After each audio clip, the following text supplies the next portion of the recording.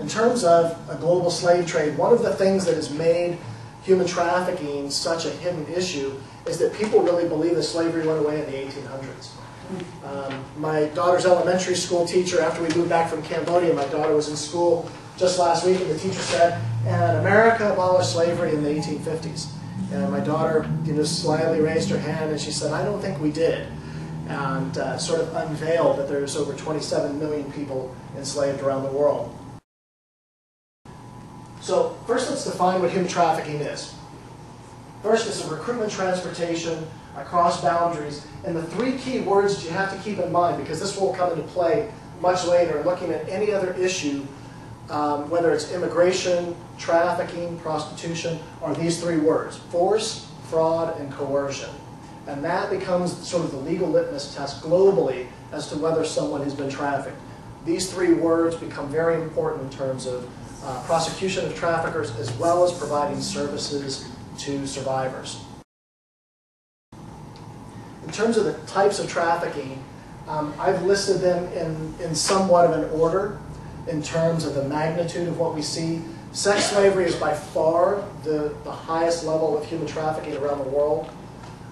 You're talking about almost 80% of all human trafficking revolves around commercial sex. And that's the reality. 27 million people. Just to give you sort of an idea of the magnitude of how quickly this is escalating, in 2006 it was 25 million.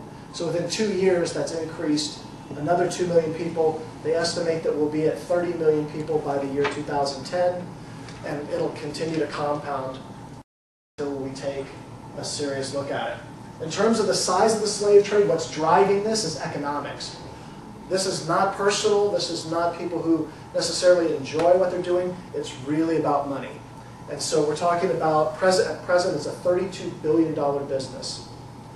In Cambodia alone, just the commercial sex slave trade drives almost $511 million in tourist money. So you're talking about a significant chunk of money that a government has to turn its head to in order to eliminate this problem. So there's a lot of ambivalence we see in terms of government leadership. It was rated as the third most lucrative crime in the world. It's actually number 2 as of today, and they believe within the next 9 to 10 months it will actually become number 1. The reason is that guns and drugs can be sold once. The human life can be sold over and over and over again, and so there's residual income in moving bodies. Okay, so my organization, Transitions Global, developed a partnership about 2 months ago with the Not for Sale campaign. Are any of you guys familiar with Not for Sale? Okay. The Not for Sale campaign started in the United States as a grassroots movement to take human trafficking out of the realm of just potential professionals and put it back on the communities of lay people to develop a grassroots abolitionist movement in the West. And so Not for Sale has created a campaign that is nationwide in the United States. They're beginning to grow into Canada and other places in Europe. And the concept behind this is to find ways to get people involved in creating awareness and education as to what human trafficking is, as well as developing some solution bases.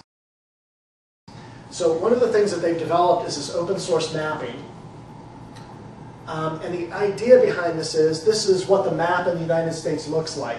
And this allows college students and common citizens to find human trafficking that's happening in their own cities and map it, like putting a little pin dot in your city and saying, this is an incident that happened in my own town, so that people begin to recognize that this is not just something that happens over there, it's something that happens in our own backyard.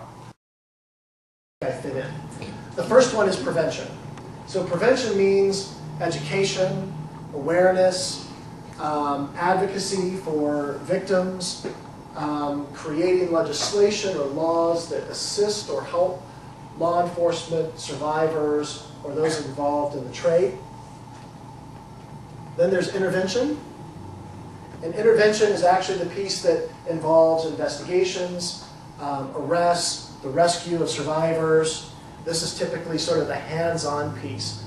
We see a lot of social workers or child protective workers that work in the field of intervention. The next piece, and these are the two that we've gotten involved in, is one is rehabilitation and the other is reintegration.